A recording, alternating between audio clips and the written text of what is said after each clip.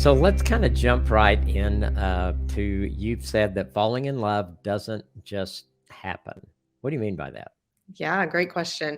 There's actually a process to falling in love, and it's one of the things that we talk about a lot at Marriage Helper.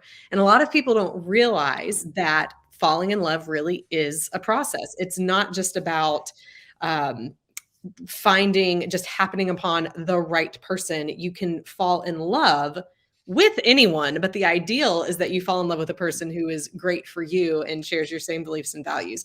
So falling in love is a process. If you follow the process, you can fall in love, but if you stop following the process, then you can actually fall out of love even if you don't mean to. And that's a big one, especially for married couples to Hmm. realize and understand. A lot of the problems that begin to come up after you get married is a lot of times because one or both of the spouses have stopped following that process and they begin to fall out of love with each other. Yeah. So talk a little bit more. What is that process? What is the Yeah. process that they quit Yes, following? great. If it's okay, I'll give a brief overview of Absolutely. the whole process. Okay, Yes. perfect. So we call it the love path, and there's 4 stages to it, or 4 steps on the path. And it's not a path that you get to the end to and you've mastered it one Mm. day. It really is something that if you kind of think of it being circular and always traveling upward, that would be most ideal. It's something you keep following, keep coming back to. But the 4 stages of it, the first stage is what we call attraction. And that makes sense to a lot of people because typically when we first see our spouse, I remember when my husband and I started dating, right? Typically there was something about him, about the way he looked Yeah. that attracted me to him. But actually attraction is more than that. There's 4 areas of attraction within that part of the love path, and we call it the pies of attraction. PIES, because each one stands for something. Physical attraction is the first one we see, Sure. but the next one is intellectual attraction. Mm. And this has everything to do with, is this someone that I enjoy talking to? Hmm. Because someone can look nice, but at the end of the day, if you don't have anything to talk about, it's hard for Right. the relationship to go any further than that.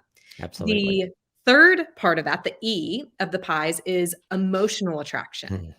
And this one is all about, does this person evoke emotions within me that I enjoy feeling? Mm. And you get to know that the longer you're with someone. I mean, think Sure. back to when you were dating. After a couple of dates, after being together a couple of weeks or months, you realize this is a person who I just feel cherished, I feel loved, listened to, respected. I like the way I Hmm. feel when I'm around them. And that is so crucial for a long-term committed relationship because it's what keeps us being attracted to someone, even Sure. if the looks fade or even if we start to disconnect intellectually. If there's that emotional tie bringing us back, then that's a strong pull that can keep pulling us back. And then the final part of that, the S of pies, is spiritual attraction. Mm. And this is all about having a shared beliefs and value system. So faith is a huge part of this. I know you're a Christian, I'm a Christian as well. So of course, when I was looking at dating and dating my Huh. husband, that mattered a lot to me. Sure.